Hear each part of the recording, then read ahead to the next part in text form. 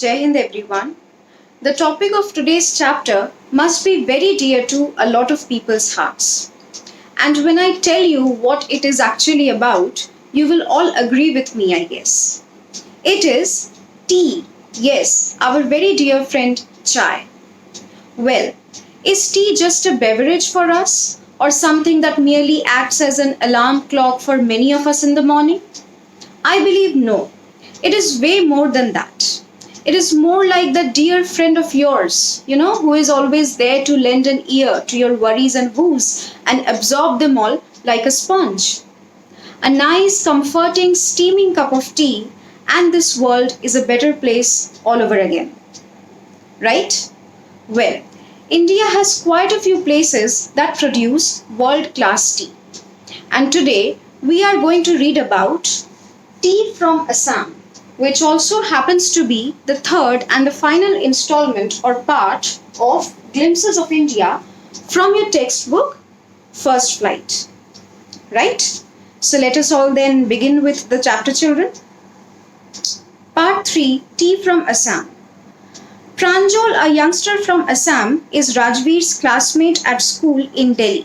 So these two young children, Pranjal and Rajveer, study in Delhi, and Pranjal is from Assam. Rajveer is, however, from Delhi itself. Pranjal's father is the manager of a tea garden in Upper Assam, and Pranjal has invited Rajveer to visit his home during the summer vacation. Right, so Rajveer gets to visit Assam during his summer vacation as he has been invited by Pranjal to his hometown. So let's see how his journey is in Assam, right? Chai garam garam chai, a vendor called out in a high-pitched voice. Now this is one of the most heard and known words or dialogues that you would get to hear on a train in India, whether it's the southernmost part or the northernmost part or anywhere in between, right? He came up to the window and asked, "Chai saab, give us 2 cups," Pranjal said. They sipped the steaming hot liquid. Almost everyone in their compartment was drinking tea too. So this was perhaps a place where the train had halted for a while, and everyone in the compartment, in fact, in the entire train, on the entire train, was perhaps enjoying tea. Right. Do you know that over 80 crore cups of tea are drunk every day throughout the world? Now, this is in quotes. That means this is said by someone.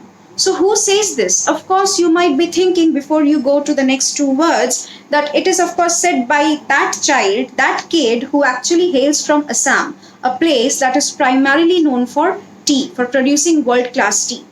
But is it said by Pranjal? No, it is rather said by Rajveer. Right? Phew, exclaimed Pranjal. Tea really is very popular, and not just in India but throughout the world. Right? The train pulled out of the station. Pranjal buried his nose in his detective book again. Rajveer too was an ardent fan of detective stories, but at the moment he was keener on looking at the beautiful scenery. Both of them were quite a reader, as it appears over here. But at this moment, Rajveer was more excited, or he was more, allured towards the beautiful scenery that he found outside of his window. That was way more mesmerizing for him because he had not seen so much of beauty, so much of greenery, so much of a picturesque, sort of an environment, probably ever. Well, ever would be, a hyperbole, but still he was hailing from a place that is full of concrete, right? So this must have been such a nice respite to his sore and ailing eyes. So it was green everywhere. Rajveer had never seen so much greenery before. Okay. Then the soft green paddy fields gave way to tea bushes. Paddy fields, rice fields. Then they further moved towards a place that was further greener, right? It was a magnificent view. Against the backdrop of densely wooded hills, a sea of tea bushes stretched as far as the eye could see.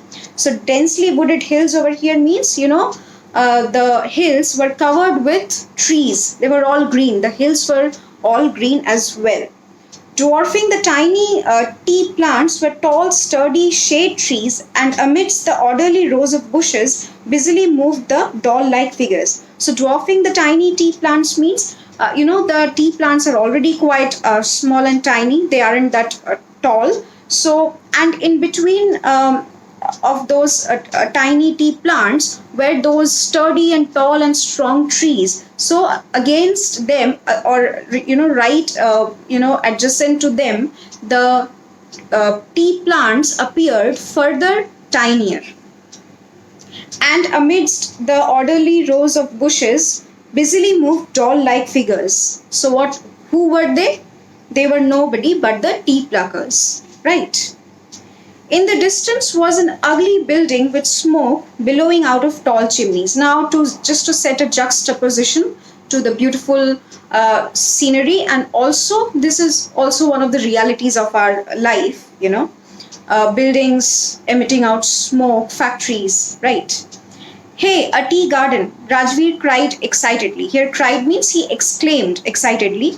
Pranjal, who had been born and brought up on a plantation, didn't share Rajveer's excitement.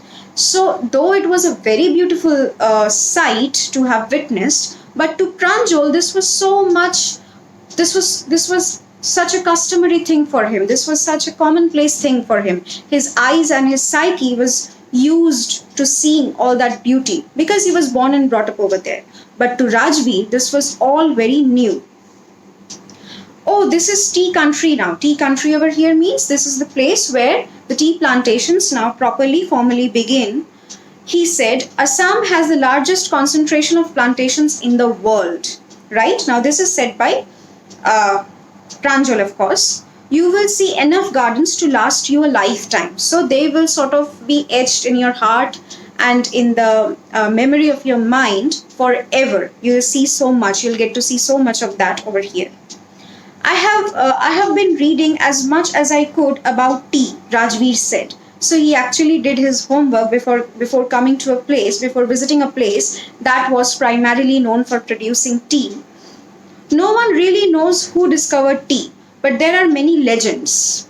Now he has read about a lot. He has read a lot about the origins of tea, and he wishes to share a few with his friend. So he says that there is no, proven theory or proven story or proven fact about where or how was tea originated, but there are quite a few legends. Now, what are legends? Legends are stories without authenticity, right? So, archaic tales that must have been passed on from one generation to the other. What legends? Well, there's the one about the Chinese emperor who always boiled water before drinking it. One day, a few leaves of the twigs burning under the pot fell into the water, giving it a delicious flavor. It is said they were tea leaves, right? So this story is quite credible, and it does not seem, it does not at all seem absurd. This is quite believable, I would say. But just wait for the next one. Tell me another, scoffed Pranjal. Now, even Pranjal probably hadn't read about all these things, so he really liked it. So he said in a, mocking, joking way, tell me one more. We have an Indian legend too, and this, children, is epic. Bodhidharma, an ancient Buddhist ascetic, a saint, cut off his eyelids because he felt sleepy during meditations.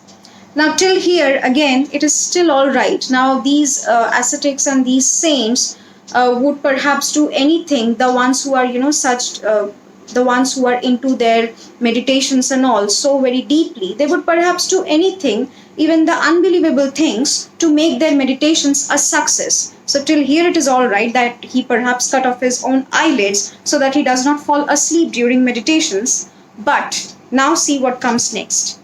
10 tea plants grew out of his eyelids, the ones that he cut off, right?